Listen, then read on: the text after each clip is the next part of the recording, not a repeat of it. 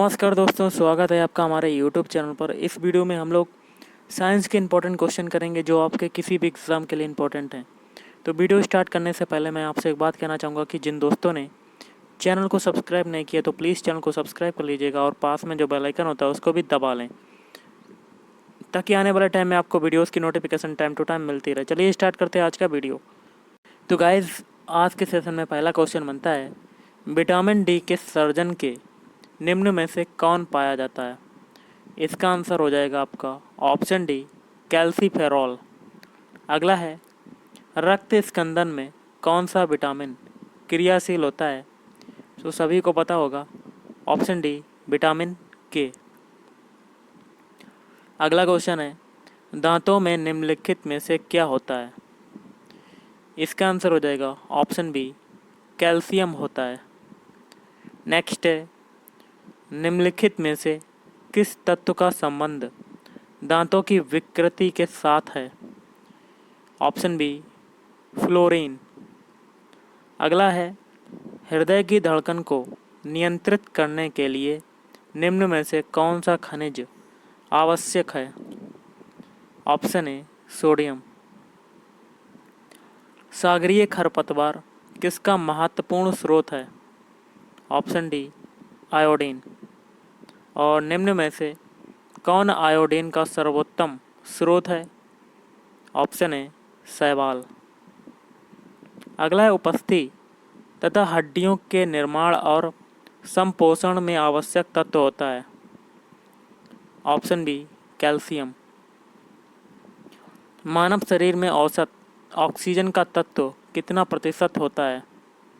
Option D, 50%। अगला है, मनुष्य लोहा किससे प्राप्त करता है?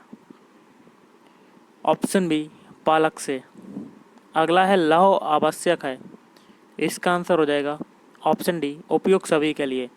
मतलब पहला है, हीमोग्लोबिन व आरबीसी के निर्माण के लिए और सामान्य स्वास्थ्य बनाए रखने के लिए और शरीर के ऊतकों तथा ऑक्सीजन पहुंचाने के लिए। सबसे अधिक आयरन किस में पाया जाता है? इसका आंसर हो जाएगा ऑप्शन डी, हरी पत्तीदार सब्जियों में। अगला है, किस में भरपूर लौह तत्व पाया जाता है? तो गाइस, इसका आंसर हो जाएगा आपका ऑप्शन सी, हरी सब्जियों में। अगला है, सीमेंट और अस्थियों दोनों में विद्यमान तत्व कौन सा होता है? तो ऑप्शन बी, कैल्शियम। निम्नलिखित की कमी से एनीमिया रोग होता है? तो इसका आंसर क्या होगा गाइस? ऑप्शन सी, लोहा। विटामिन ई का रासायनिक नाम क्या है? तो विटामिन ई का रासायनिक नाम हो जाएगा ऑप्शन डी, टोकोफेरॉल। मानव शरीर में रक्त का थक्का किस विटामिन से बनता है? ऑप्शन ए, विटामिन के। और निम्नलिखित में से कौन सी विटामिन की खून के जमने में आवश्यक होती है? इसका आंसर हो जाएगा ऑप्शन डी, विटामिन के। पालक के पत्तों में किसकी मात्रा सबसे अधिक होती है? तो ऑप्शन बी, आयरन। और अगला क्वेश्चन आपका बनता है, विटामिन ई विशेषता किसके लिए महत्वपूर्ण है?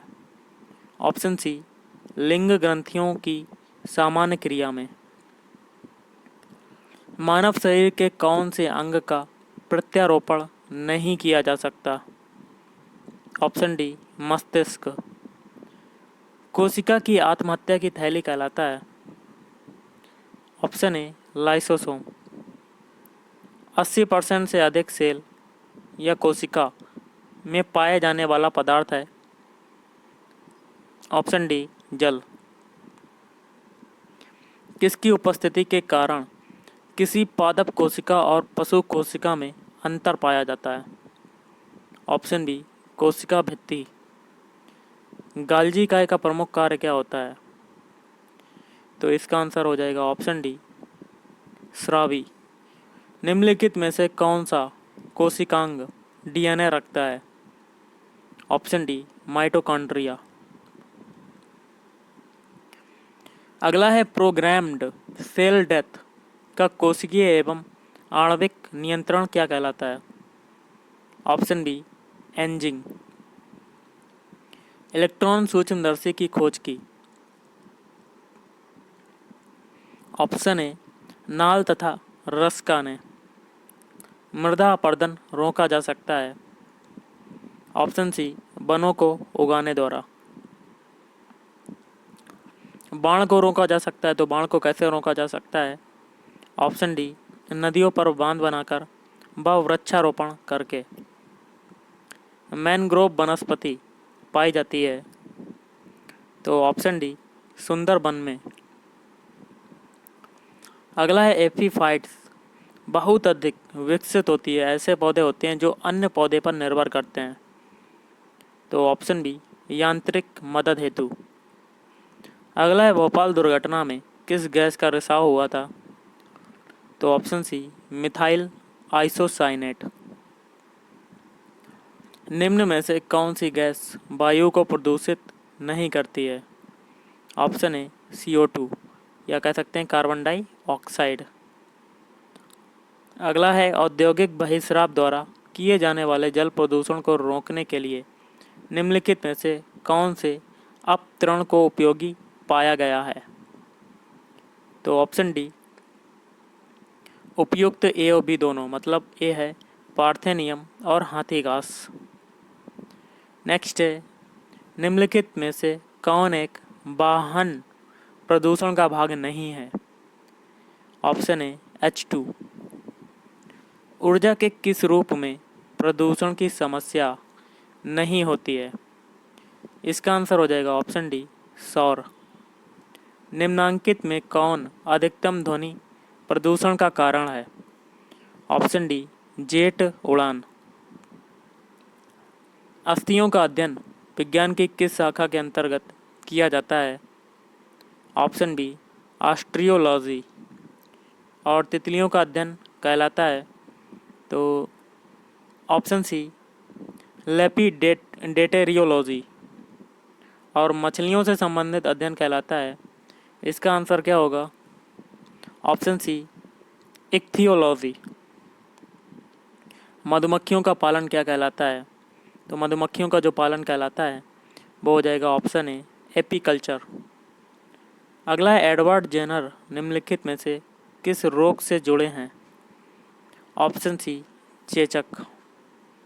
निम्नलिखित में से वह वैज्ञानिक कौन है जिसने पहली बार रुधिर परिसंचरण की व्याख्या की थी? Option B Harvey. अगला है हृदय का पहला प्रतिस्थापन किसके द्वारा किया गया था? तो इसका आंसर हो जाएगा option D doctor Christiaan Barnard. DNA की संरचना को सबसे पहले किसने रेखांकित किया? तो ऑप्शन सी वाटसन व क्रिक। विकास का सिद्धांत किसके द्वारा प्रतिपादित किया गया था? ऑप्शन डी हो जाएगा डार्विन।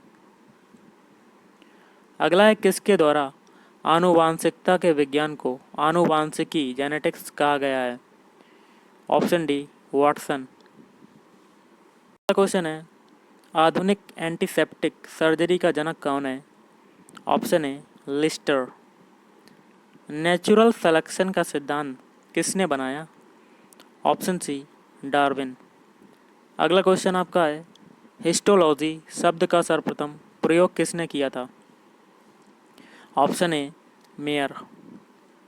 मनुष्य की त्वचा सबसे मोटी होती है, तो ऑप्शन बी तलवे पर। और सर्वप्रथम प्रयोगशाला में जीन का संश्लेषण करने वाले वैज्ञानिक हैं, तो ऑप्शन डी खुराना। प्रयोगशाला में डीएनए का संश्लेषण किया था, ऑप्शन बी खुराना ने। डीएनए का डबल हेलिक्स मॉडल किसने दिया? ऑप्शन सी वाटसन व क्रिक। मनुष्य में द्विगुणित क्रोमोसोम की संख्या होती है, ऑप्शन ए 23। और मानव में गुणसूत्रों की कुल संख्या होती है, ऑप्शन ए 46। और नेक्स्ट है बच्चों के लिंग निर्धारित करने के लिए उत्तरदायी क्रोमोसोम होता है, ऑप्शन ए पिता का। निम्न में से कौन सा मनुष्य में अपशेषी अंग नहीं है? ऑप्शन ए सामने वाले चपटे दांत।